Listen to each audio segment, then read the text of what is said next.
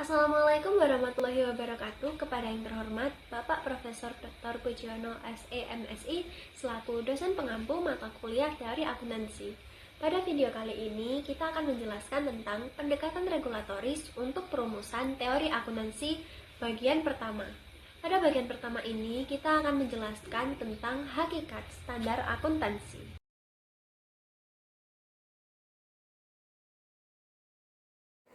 Yang pertama ada hakikat standar akuntansi. Standar memberikan aturan-aturan praktis dan bermanfaat bagi pelaksanaan pekerjaan seorang akuntan.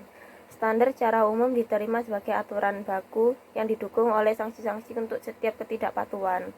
Standar akuntansi biasanya terdiri atas 3 bagian. Yang pertama ada deskripsi masalah yang harus dipecahkan.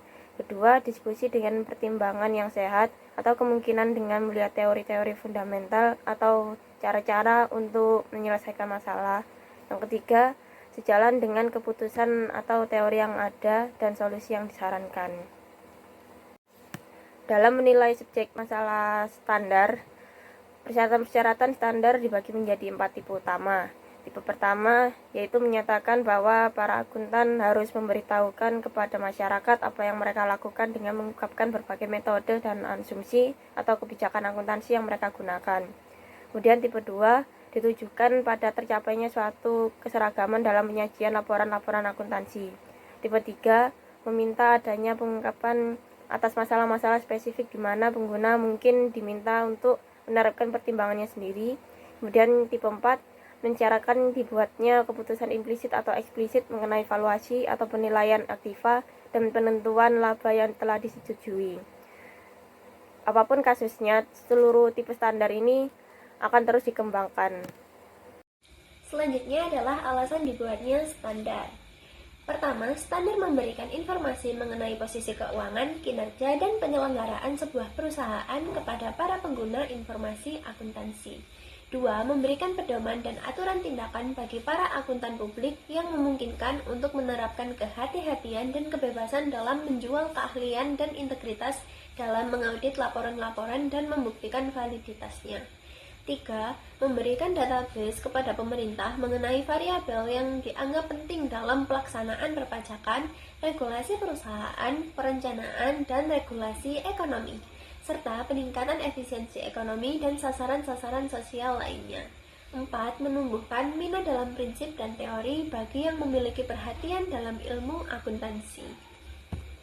Baik, yang selanjutnya adalah tujuan penetapan standar akuntansi.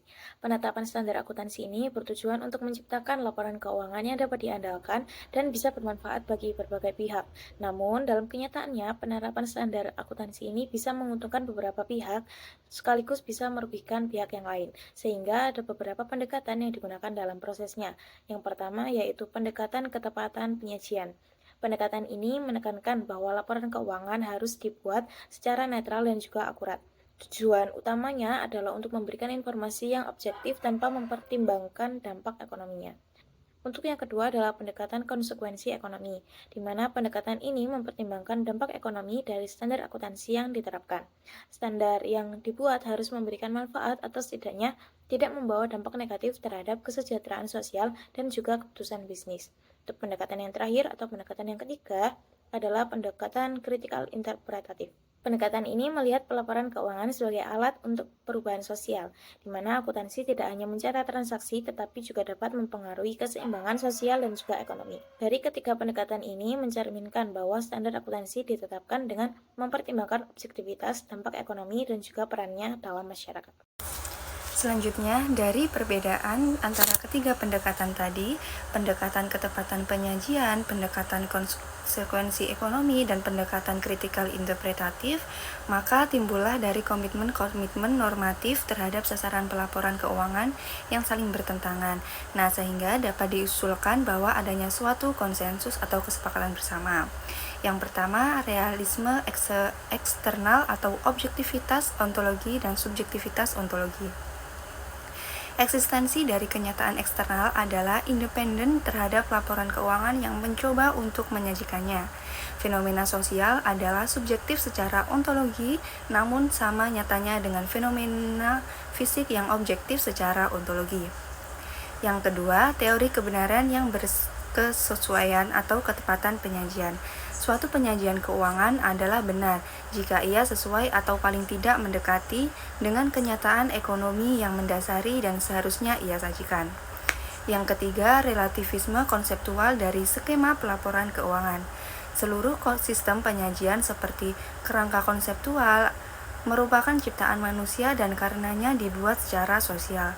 Sistem penyajian yang berbeda dapat digunakan untuk mempresentasikan kenyataan yang sama, dan satu sistem dapat lebih baik atau tidak daripada sistem yang lain.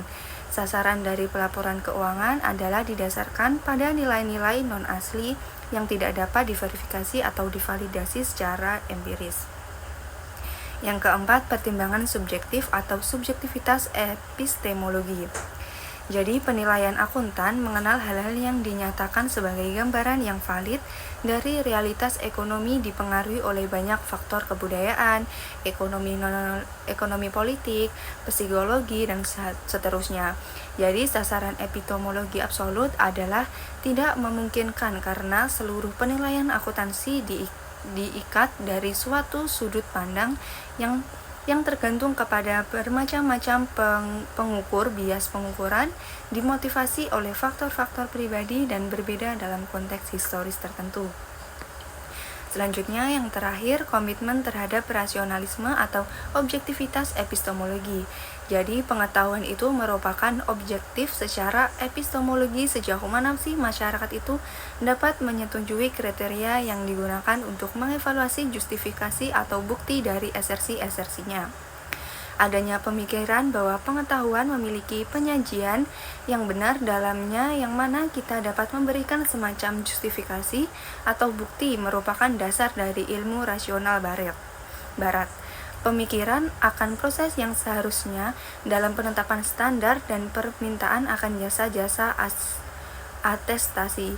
Jadi, sasaran epistemologi absolut mengalami penolakan karena lebih disukai pandangan yang pragmatis, intersubjektif, dan berdasarkan konsensus.